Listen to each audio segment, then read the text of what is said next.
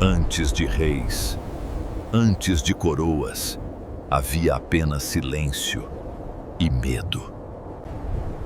No coração de um império esquecido pelo tempo, o destino começou a se mover.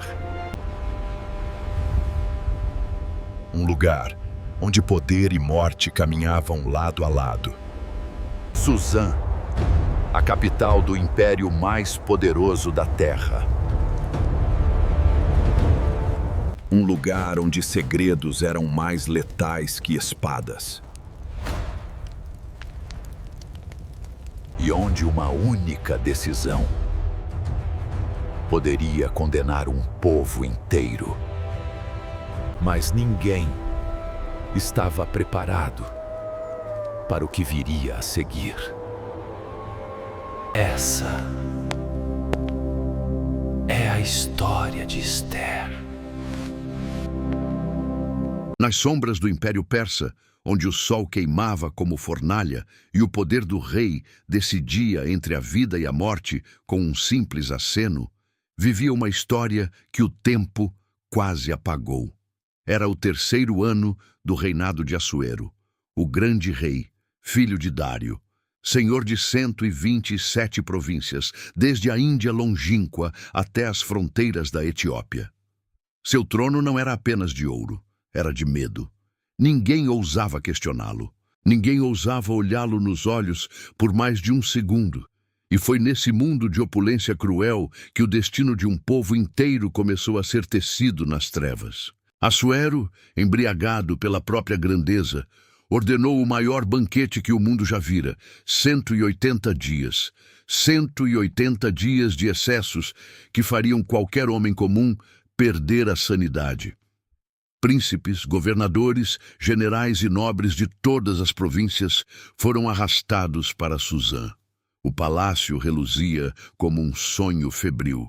Cortinas de linho fino e púrpura real, presas por cordões de escarlate em anéis de prata. Colunas de mármore branco sustentavam tetos onde ouro e pedras preciosas brilhavam como estrelas caídas. O piso, um mosaico de pórfiro, mármore negro, madrepérola e ônix, refletia as tochas como um lago de sangue e fogo. O vinho real corria em taças de ouro maciço e o rei, em sua generosidade sombria, ordenava que cada convidado bebesse quanto quisesse, sem limites. Porque no império de Assuero, até a embriaguez era ordem real. Os risos ecoavam altos, mas eram risos ocos. Nos cantos escuros dos salões, eunucos sussurravam intrigas, olhares se cruzavam cheios de inveja, e o cheiro de incenso misturava-se ao suor do medo. Porque todos sabiam, uma palavra errada, um olhar desviado, e a cabeça rolava. Esse era o preço da glória persa. Quando os 180 dias terminaram, o rei não estava satisfeito. Queria mais. Queria exibir seu poder ao povo comum. Abriu as portas do pátio do jardim do palácio para todos os homens de Suzã, do maior ao menor. 7 dias de festa. Fontes jorravam vinho e água perfumada. Árvores carregadas de frutas exóticas balançavam ao vento noturno. Pavilhões de seda tremulavam como fantasmas. E no 7º dia, com o coração inflamado pelo vinho e pela arrogância, Assuero cometeu o erro que mudaria tudo. Ele chamou os 7 eunucos que serviam diante dele, Meumã, Bista, Arbona, Bigtã, Abagta, Zetar e Carcas, e ordenou com voz pastosa: tragam a rainha Vasti perante mim, com a coroa real na cabeça, para que os príncipes e o povo vejam sua beleza, porque ela é formosa de aparência. A ordem era clara. A rainha, a mulher mais poderosa do império depois dele, devia desfilar como um troféu diante de centenas de homens bêbados. Devia ser exibida como uma joia viva. Mas Vasti disse não. Ninguém sabe ao certo o que se passou na mente dela. Seria orgulho, dignidade ferida, medo de ser humilhada diante de olhares lascivos? Ou simplesmente a gota que fez o cálice transbordar em um coração cansado de ser propriedade? O fato é que a recusa de Vasti ecoou pelo palácio como um trovão. Os eunucos voltaram de mãos vazias, rostos pálidos. A fúria do rei explodiu como fogo grego. Seu coração queimou de ira. Como uma mera mulher ousava desafiá-lo? Diante de todos, Assuero chamou os sábios que conheciam as leis e os tempos. Memucã, Carcena, Setar, Adimata, Tarsis, Meres e Marcena, os 7 príncipes da Pérsia e Média, que viam a face do rei e se assentavam primeiro no reino. Eles sabiam. Uma rainha rebelde não era apenas um insulto pessoal. Era um perigo para o império inteiro. Memucã falou, voz fria como lâmina. Não somente contra o rei pecou a rainha Vasti, mas contra todos os príncipes e todos os povos do império. Porque esse ato da rainha chegará aos ouvidos de todas as mulheres, e elas desprezarão seus maridos, dizendo, o rei Assuero mandou trazer a rainha Vasti à sua presença, e ela não veio. Hoje mesmo as princesas da Pérsia e da Média, que souberem do feito da rainha, falarão da mesma forma a todos os príncipes do rei, e haverá muito desprezo e ira. A sentença foi selada nas trevas do conselho. Vasti nunca mais entraria perante o rei. Seu lugar seria dado a outra que fosse melhor que ela. E o rei enviou cartas a todas as províncias, escritas na língua de cada povo, seladas com um anel real, ordenando que todo homem fosse senhor em sua própria casa. A mensagem era clara: obediência ou morte. O império inteiro tremeu com o decreto. Mas o trono da rainha ficou vazio, e um rei persa não suportava vazio. Poucos dias depois, quando a ira de Assuero se acalmou, seus servos sugeriram algo que soava como salvação, mas carregava o peso de uma maldição. Que se busquem moças virgens, formosas de aparência, em todas as províncias do reino, que sejam trazidas à cidadela de Suzã, à casa das mulheres, sob a guarda de Hegai, o eunuco do rei, guarda das mulheres, que se lhes deem os seus tratamentos de beleza, e a moça que agradar ao rei seja rainha em lugar de Vasti. Que sejam trazidas à cidadela de Suzã, à casa das mulheres, sob a guarda de Hegai, o eunuco do rei, guarda das mulheres, que se lhes deem os seus tratamentos de beleza, e a moça que agradar ao rei seja rainha em lugar de Vasti.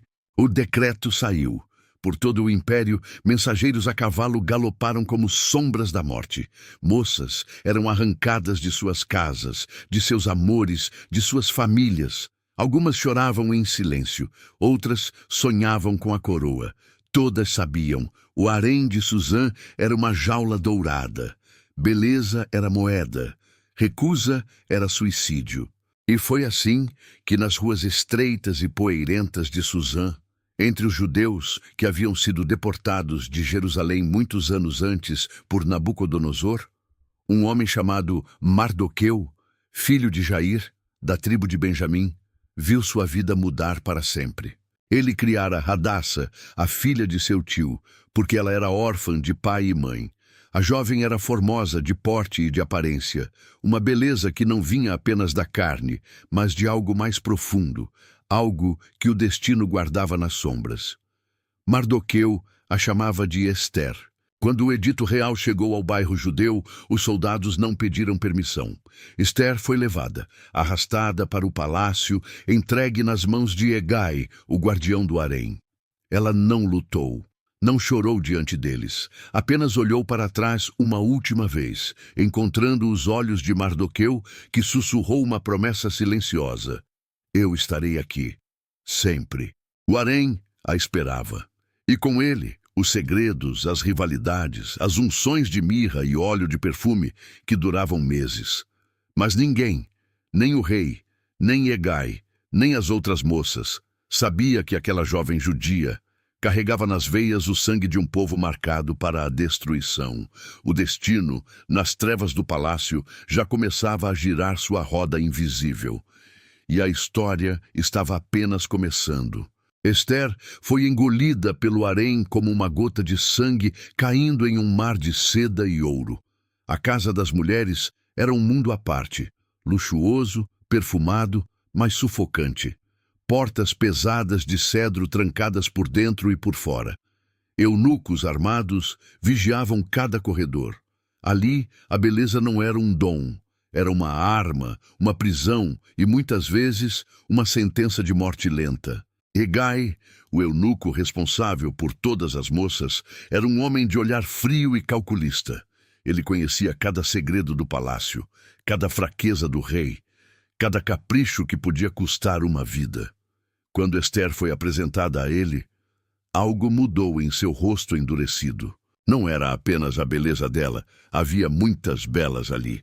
Era algo mais quieto, mais profundo, uma luz discreta nos olhos castanhos que não se curvava facilmente. Hegai, que já havia visto dezenas de moças tremerem ou se exibirem desesperadas, sentiu uma estranha admiração. "Qual é o teu nome?" perguntou ele, voz baixa, quase gentil para os padrões do palácio. "Hadassa", respondeu ela sem hesitar, mas logo corrigiu-se. "Esther. Meu nome é Esther." Mardoqueu a havia instruído bem. No harém, ser judia podia ser perigoso. O nome Hadassa soava estrangeiro demais. Esther era mais neutro, mais seguro. Ela aprendeu rápido a esconder quem era. Hegai a tratou com favor especial.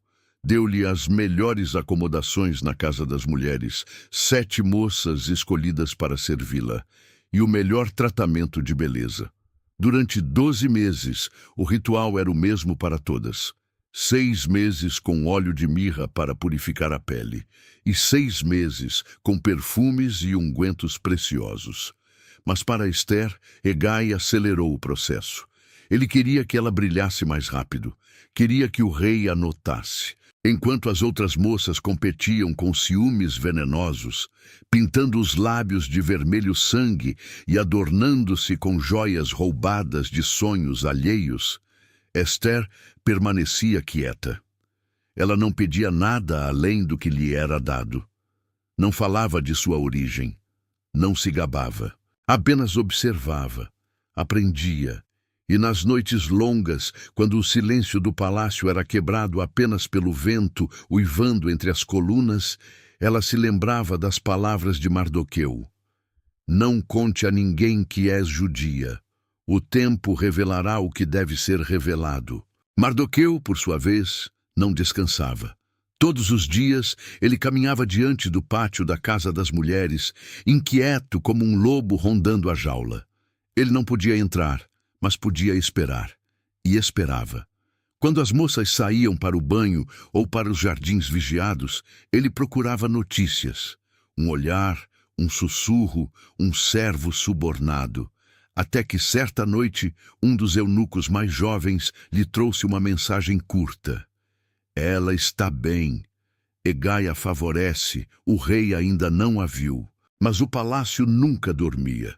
Intrigas cresciam como ervas daninhas nas frestas de mármore. 2 portas adiante, no quarto dos guardas da porta do rei, Bigtã e Teres, 2 eunucos de confiança, tramavam nas sombras. Eles odiavam Assuero. O rei havia se tornado cada vez mais paranoico, mais cruel. Os 2 planejavam matá-lo durante o sono, um punhal envenenado, uma almofada pressionada contra o rosto. Era um plano perfeito. Ou quase. Mardoqueu, sentado no portão do rei como de costume, ouviu o sussurro da conspiração. Seu sangue gelou. Ele não era persa, era judeu. Mas o rei, mesmo sendo pagão, era o único que mantinha alguma ordem naquele império gigantesco. Se Assuero caísse, o caos viria. E no caos, os judeus seriam os primeiros a serem massacrados. Sem hesitar, Mardoqueu mandou avisar Esther através de um mensageiro discreto. O rei foi informado. Os registros foram consultados. A conspiração era real. Bigtã e Teres foram presos, interrogados e enforcados em uma forca alta, diante de todo o palácio. Seus corpos balançaram ao vento por dias, como aviso a qualquer traidor. E nos livros das crônicas do reino, ao lado do nome de Mardoqueu, foi escrito: "Este homem salvou a vida do rei." O rei Assuero nunca agradeceu pessoalmente. Reis persas não agradeciam, mas o nome de Mardoqueu ficou registrado. E nas sombras do palácio, alguém mais ouviu essa história. Alguém que já carregava ódio no peito contra os judeus. Alguém cujo nome ainda não havia sido pronunciado em voz alta. Enquanto isso, o dia tão temido e esperado finalmente chegou para Esther. Após 12 meses de preparação, Hegai a apresentou ao rei. Ela não se enfeitou como as outras. Não usou joias excessivas. Vestiu-se com simplicidade elegante, com uma túnica de linho fino, que realçava sua beleza natural. Quando entrou no salão do trono, o ar pareceu parar. Assuero estava sentado em seu trono alto, coroa na cabeça, cetro de ouro na mão. Seus olhos, cansados de tantas mulheres, varreram Esther de cima a baixo. E pela primeira vez em muito tempo, o rei sentiu algo diferente. Não era apenas desejo, era um reconhecimento estranho, como se aquela moça carregasse uma quietude que o palácio inteiro havia perdido.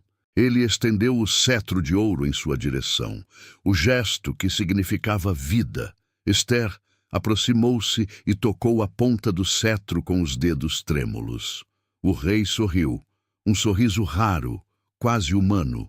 "O que queres, rainha Esther?" perguntou ele, voz rouca. "Ainda que seja metade do reino, te será dado." Mas Esther não pediu nada naquele dia. Apenas sorriu suavemente e disse: "Se for do agrado do rei, venha o rei e Amã hoje ao banquete que preparei para ele." O rei aceitou. Amã também foi convidado, e assim, sem que ninguém soubesse, a primeira peça do jogo mortal foi movida. Do lado de fora, Mardoqueu continuava sentado à porta do rei. Ele não comemorou a ascensão de Esther. Sabia que a coroa era frágil. Sabia que o perigo real ainda não havia mostrado sua face verdadeira. E nas sombras do palácio, um homem chamado Hamã, o Agagita, começava a subir cada vez mais alto, sem imaginar que uma jovem judia acabara de cruzar seu caminho. A roda do destino continuava girando, cada vez mais rápido, nas trevas de Suzã. Enquanto o rei e Amã bebiam e se alegravam no primeiro banquete preparado por Esther, algo sombrio se movia nas sombras do império. Amã, o Agagita, filho de Hamedata, havia sido exaltado pelo rei acima de todos os príncipes que estavam com ele. Seu trono foi colocado acima de todos os outros. Todos os servos do rei que estavam à porta se inclinavam e se prostravam diante dele, porque assim o rei havia ordenado. Todos, menos um. Mardoqueu, o judeu, permanecia de pé. Seu pescoço não se curvava. Seus joelhos não se dobravam. Dia após dia, os servos perguntavam: "Por que transgrides o mandamento do rei?" Ele respondia apenas com silêncio, porque Mardoqueu sabia quem era Amã, descendente de Agag, o rei amalequita, inimigo ancestral do povo de Israel. Curvar-se diante dele seria trair tudo em que acreditava. Quando Amã viu que Mardoqueu não se inclinava nem se prostrava, encheu-se de furor. Mas não bastava matar apenas um homem. O ódio em seu peito era antigo, profundo, como veneno que se espalha no sangue. Ele descobriu que Mardoqueu era judeu e decidiu que não bastaria destruir apenas aquele homem. Queria destruir todo o povo de Mardoqueu em todo o reino. Amã foi até o rei e disse com voz melosa e traiçoeira: "Existe um certo povo espalhado e disperso entre os povos em todas as províncias do teu reino, cujas leis são diferentes das de todos os povos e que não cumprem as leis do rei. Não convém ao rei tolerá-los. Se for do agrado do rei, que se decrete que sejam destruídos. Eu pesarei 10.000 talentos de prata para os que executarem a obra, para que sejam depositados nos tesouros do rei." O rei, sem perguntar qual era o povo, tirou o anel de seu dedo e o deu a Amã. "A prata te é dada, e o povo também, para fazeres dele o que bem te parecer." No 13º dia do primeiro mês, os escribas do rei foram convocados. O decreto foi escrito na língua de cada povo, selado com o anel de Amã e enviado por mensageiros a cavalo para todas as 127 províncias. destruir, matar e aniquilar todos os judeus, desde o moço até o velho, crianças e mulheres, em um só dia, no 13º dia do 12º mês, que é o mês de Adar, e saquear os seus despojos. Suzã, a capital, ficou perturbada. O decreto foi lido nas ruas. Os judeus vestiram panos de saco e cinzas. Choravam, jejuavam, lamentavam com grande amargura. Mardoqueu rasgou suas vestes, vestiu-se de saco e cinza e saiu pelo meio da cidade, clamando com grande e amargo clamor. Chegou até a porta do rei, mas não pôde entrar com aquelas vestes. Ester, dentro do palácio, recebeu a notícia por meio de seus servos. Seu coração quase parou. Ela enviou roupas para Mardoqueu vestir, mas ele as recusou. Então, ela mandou Atá, um dos eunucos do rei que a servia, para saber o que estava acontecendo.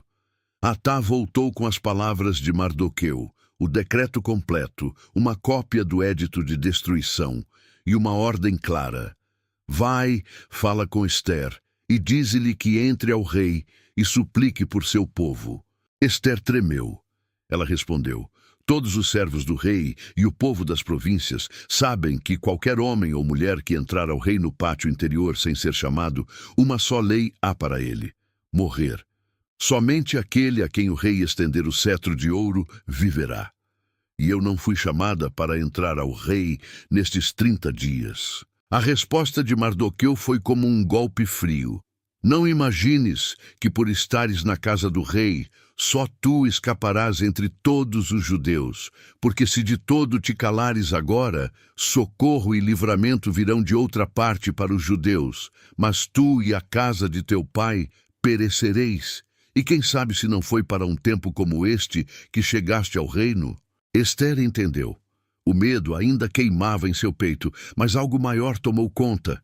Ela enviou de volta a Mardoqueu: ajunta todos os judeus que se acharem em Suzã e jejuai por mim. Não comais nem bebais por 3 dias, nem de noite nem de dia. Eu e as minhas moças também jejuaremos. E então irei ao rei, ainda que não seja segundo a lei. E se eu perecer, pereci. Os judeus de Suzã jejuaram. O palácio inteiro parecia envolto em um silêncio pesado, como um momento antes de uma tempestade de sangue. Ester se preparou, vestiu suas vestes reais e caminhou em direção ao pátio interior do rei. O destino de um povo inteiro agora dependia do cetro de ouro que poderia ou não ser estendido. Quando o rei Assuero viu a rainha Ester em pé no pátio interior, seu coração se moveu. Ele estendeu o cetro de ouro que tinha na mão. Ester aproximou-se e tocou a ponta do cetro. O rei perguntou: o que queres, rainha Ester? Qual é a tua petição? Ainda que seja metade do reino, te será dado. Ester, com voz suave, mas firme, respondeu: se for do agrado do rei, venha o rei e Amã hoje ao banquete que preparei para ele. O rei sorriu, satisfeito, e ordenou que Ramã fosse trazido depressa para fazerem segundo a palavra de Ester. No banquete, enquanto bebiam o vinho, o rei perguntou novamente: qual é a tua petição, rainha Ester? Te será dada. E qual é o teu pedido? Ainda que seja metade do reino, se fará. Mas Ester não revelou tudo. Apenas disse: se achei graça aos olhos do rei, e se for do agrado do rei, conceder-me o meu pedido e cumprir o meu desejo, venha o rei com Ramã ao banquete que lhes prepararei amanhã. E então farei segundo a palavra do rei. Amã saiu daquele dia alegre e de coração contente. Mas quando viu Mardoqueu à porta do rei, que não se levantou nem se moveu por causa dele, encheu-se de indignação contra Mardoqueu. Chegando em casa, reuniu seus amigos e Zeresh, sua mulher, e contou-lhes a glória de suas riquezas, o número de seus filhos e tudo em que o rei o havia engrandecido e como o havia promovido acima dos príncipes e servos do rei. E disse ainda: tudo isto de nada me vale enquanto eu vir o judeu Mardoqueu assentado à porta do rei. Zeresh e seus amigos lhe deram um conselho cruel: faça-se uma forca de 50 côvados de altura, e pela manhã dize ao rei que nele seja enforcado Mardoqueu. Depois vai alegre ao banquete com o rei. O conselho agradou a Amã, e ele mandou preparar a forca. Naquela mesma noite, o sono do rei fugiu. Ele ordenou que lhe trouxessem o livro das memórias e das crônicas, e se leu diante dele. Encontraram escrito que Mardoqueu havia descoberto a conspiração de Bigtã e Teres, os 2 eunucos que queriam matar o rei. O rei perguntou: que honra e que distinção se fez a Mardoqueu por isso? Seus servos responderam: nada se lhe fez. Naquele exato momento, Amã entrava no pátio exterior para pedir ao rei que enforcasse Mardoqueu na forca que havia preparado. O rei o chamou. O que se fará ao homem a quem o rei deseja honrar? Amã, certo de que o rei falava dele, respondeu com arrogância: ao homem a quem o rei deseja honrar, vistam-no com as vestes reais que o rei costuma usar, ponham-no no cavalo que o rei costuma montar, e coloquem a coroa real na sua cabeça. Que um dos príncipes mais nobres conduza o cavalo pelas ruas da cidade, proclamando: assim se faz ao homem a quem o rei deseja honrar. O rei disse: toma depressa as vestes e o cavalo, como disseste, e faze assim ao judeu Mardoqueu, que se assenta à porta do rei. Não deixes falhar nada de tudo quanto disseste. Amã voltou para casa triste e de cabeça coberta. Seus amigos e Zerés lhe disseram: se Mardoqueu, diante de quem já começaste a cair, é da descendência dos judeus, não prevalecerás contra ele, mas certamente cairás diante dele. Enquanto ainda falavam, os eunucos do rei chegaram e levaram Amã depressa ao banquete que Ester havia preparado. A armadilha estava armada, e ninguém ainda sabia que as sombras começavam a se voltar contra o próprio caçador. No segundo dia, enquanto bebiam vinho no banquete, o rei perguntou novamente a Ester: qual é a tua petição, rainha Ester? Te será dada. E qual é o teu pedido? Ainda que seja metade do reino, se fará. Então Ester respondeu: se achei graça aos teus olhos, ó rei, e se for do agrado do rei, dê-se-me a minha vida e a vida do meu povo. Porque fomos vendidos, eu e o meu povo, para nos destruírem, matarem e aniquilarem. Se ainda como servos e servas fôssemos vendidos, eu me calaria, ainda que o opressor não compensasse o dano ao rei. O rei Assuero, furioso, perguntou: quem é esse, e onde está esse cujo coração o moveu a fazer assim? Ester apontou com o dedo: o opressor e inimigo é este mau Amã. Amã ficou aterrorizado diante do rei e da rainha. O rei, em ira, levantou-se do banquete e foi para o jardim do palácio. Amã, vendo que o mal estava determinado contra ele, ficou para suplicar por sua vida à rainha Ester. Ele se lançou sobre o leito onde Ester estava reclinada. Quando o rei voltou do jardim, viu Amã caído sobre o leito de Ester e exclamou: porventura quer ele também forçar a rainha diante de mim em minha própria casa? Mal acabou de falar, cobriram o rosto de Amã. Harbona, um dos eunucos, disse: eis que a forca que Amã mandou preparar para Mardoqueu, que falou bem em favor do rei, está levantada na casa de Amã com 50 côvados de altura. O rei ordenou: enforcai-o nela. E enforcaram Amã na forca que ele mesmo havia preparado para Mardoqueu. Então a ira do rei se aquietou. Naquele mesmo dia, o rei Assuero deu a Ester a casa de Amã.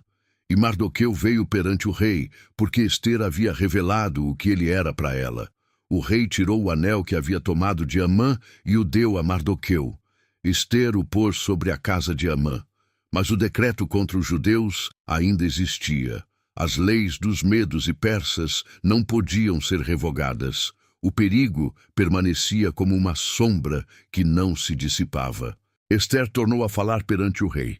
Chorando, suplicou que revogasse o mal que Amã, o agagita, havia intentado contra os judeus. O rei estendeu o cetro de ouro. Ester se levantou e disse: se for do agrado do rei, E se eu achei graça perante ele, e se isto é reto diante do rei, e se eu lhe sou agradável, que se escrevam cartas para revogar as cartas tramadas por Ramã, filho de Hamedata, o Agagita, que ele escreveu para destruir os judeus que estão em todas as províncias do rei.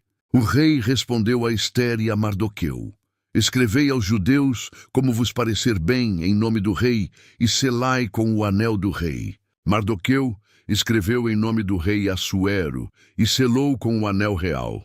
Enviou cartas por mensageiros a cavalo a todas as províncias, permitindo que os judeus se reunissem e se defendessem, destruindo, matando e aniquilando qualquer povo ou província que os atacasse, juntamente com seus filhos e mulheres, e que saqueassem os seus despojos. Tudo em um só dia. O 13º dia do 12º mês, o mês de Adar. As cartas foram enviadas. E em Suzã, Mardoqueu saiu da presença do rei com vestes reais de azul e branco, com uma grande coroa de ouro e uma capa de linho fino e púrpura. A cidade de Suzã exultou e se alegrou. Para os judeus houve luz, alegria, gozo e honra. Em cada província e em cada cidade, onde chegou o mandado do rei, os judeus tiveram alegria e gozo, banquetes e dia bom. E muitos dos povos da terra se fizeram judeus, porque o temor dos judeus caiu sobre eles. A escuridão que ameaçava engolir um povo inteiro começava a se dissipar, mas a luta final ainda viria. Chegou o dia esperado, o 13º dia do 12º mês, o mês de Adar. No dia em que os inimigos dos judeus esperavam dominá-los, aconteceu o contrário. Os judeus dominaram sobre os que os odiavam. Nas províncias, os judeus se reuniram em suas cidades para pôr as mãos sobre aqueles que procuravam o seu mal. Ninguém podia resistir-lhes, porque o temor deles havia caído sobre todos os povos. E todos os príncipes das províncias, os sátrapas, os governadores e os que faziam a obra do rei ajudavam os judeus, porque o temor de Mardoqueu havia caído sobre eles. Os judeus feriram a todos os seus inimigos a fio de espada, com matança e destruição, e fizeram o que quiseram com os que os odiavam. Em Suzã, a capital, os judeus mataram e destruíram 500 homens. Mataram também os 10 filhos de Ramã, filho de Hamedata, o inimigo dos judeus, Parsandata, Dalfon, Áspata, Porata, Adalia, Aridata, Parmasta, Arizai, Aridai e Vaizata, mas não estenderam as mãos aos despojos. No mesmo dia, o número dos mortos em Suzã foi relatado ao rei. O rei disse a Ester: os judeus mataram e destruíram 500 homens em Suzã, a capital, e os 10 filhos de Amã. O que fizeram nas demais províncias do rei? Qual é agora o teu pedido? Ser-te-á concedido. E qual é ainda o teu desejo? Ser-te-á atendido. Ester respondeu: se for do agrado do rei, dê-se aos judeus que estão em Suzã, que façam amanhã também, conforme o decreto de hoje, e que nas demais províncias do rei, os judeus se defenderam e tiveram descanso dos seus inimigos, matando 75.000 dos que os odiavam, mas não estenderam as mãos aos despojos. Tudo isso aconteceu no 13º dia de Adar. No 14º dia, descansaram e o fizeram dia de banquetes e de alegria. Mardoqueu registrou esses acontecimentos e enviou cartas a todos os judeus que estavam em todas as províncias do rei Assuero, perto e longe, ordenando que celebrassem o 14º e o 15º dia de Adar, todos os anos, como dias de banquetes e de alegria, de enviar presentes uns aos outros e dádivas aos pobres. Porque nesses dias os judeus tiveram descanso dos seus inimigos, e o mês que se lhes havia mudado de tristeza em alegria e de luto em dia bom. Os judeus aceitaram o que já haviam começado a fazer e o que Mardoqueu lhes havia escrito, porque Ramã, o Agagita, o inimigo de todos os judeus, havia intentado destruir os judeus e havia lançado o pur, isto é, a sorte, para os assolar e destruir.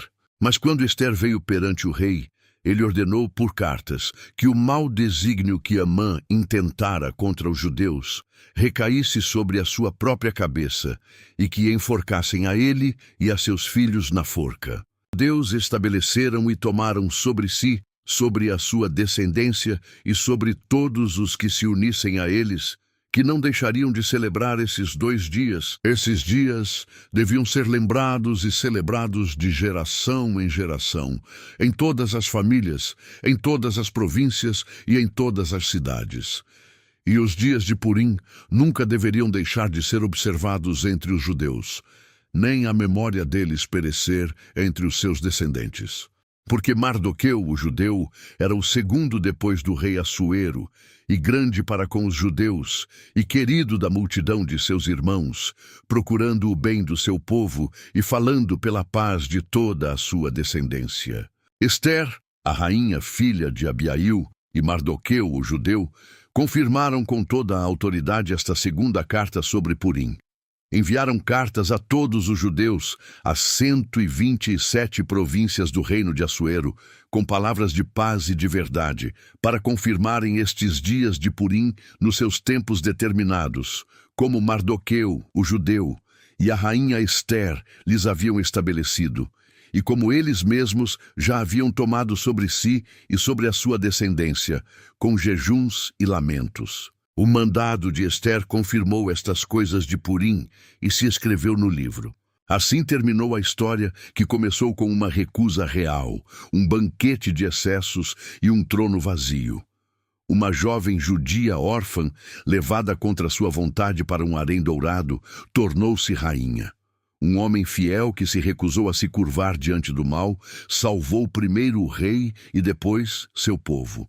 Um inimigo antigo, movido por ódio ancestral, preparou sua própria destruição. Deus não é mencionado uma única vez nesta história, mas sua mão invisível moveu cada peça. O sono fugidio do rei, o momento exato em que as crônicas foram lidas, o favor de Hegai, a coragem de Ester em arriscar a própria vida com as palavras "se eu perecer, pereci". Nas trevas do Império Persa, onde o poder era absoluto e a vida frágil como uma chama ao vento, um povo marcado para a morte encontrou livramento e instituiu uma festa que atravessaria milênios, Purim, a festa em que se lembra que o mal pode preparar a forca, mas o justo pode acabar nela. Ester viveu honrada, Mardoqueu foi exaltado. Os judeus tiveram luz, alegria e honra. E a roda do destino, que girou tão sombriamente em Suzã, parou por um momento, deixando uma lição gravada nas páginas antigas. Às vezes, o livramento vem do lugar mais inesperado. Às vezes, uma mulher quieta e corajosa é tudo o que separa um povo da destruição. Anos se passaram sobre o império. Assuero continuou reinando, mas a história de Ester e Mardoqueu ficou gravada não apenas nos livros das crônicas reais, mas no coração de um povo que aprendeu a nunca subestimar o silêncio de Deus nas horas mais escuras. Em cada Purim, quando as crianças riam e os adultos trocavam presentes, havia sempre um momento de silêncio. Um momento em que se liam as palavras antigas. Quem sabe se não foi para um tempo como este que chegaste ao reino? Ester não pediu metade do reino. Pediu apenas a vida do seu povo. E com sabedoria, paciência e coragem, inverteu um decreto de morte em um decreto de vida. E a rainha Ester, Hadassá, a murta que floresceu no deserto persa, entrou para a história não como uma figura de lenda dourada, mas como uma mulher de carne e osso que nas sombras do palácio escolheu não se calar. Olhemos para trás com olhos atentos. Vasti perdeu o trono por se recusar a ser exibida como troféu. Ester ganhou o trono por se dispor a ser instrumento de salvação, mesmo sabendo que poderia perder a vida. Mardoqueu ensinou que a verdadeira lealdade nem sempre é obedecer ao poder visível, mas permanecer fiel ao que é certo, mesmo quando isso custa tudo. Amã mostrou o fim inevitável do orgulho e do ódio racial. A forca que preparou para outro tornou-se a sua própria. O rei Assuero, volúvel e poderoso, foi usado sem nem mesmo entender completamente o que acontecia. Seu cetro, símbolo de vida e morte, foi estendido 2 vezes para uma judia que ele nem sabia que era judia. Esta não é uma história de heróis invencíveis. É uma história de pessoas frágeis em um mundo cruel, onde cada escolha podia significar vida ou morte. Esther jejuou, chorou, tremeram suas mãos quando tocou o cetro. Mas ela foi, e o povo foi salvo,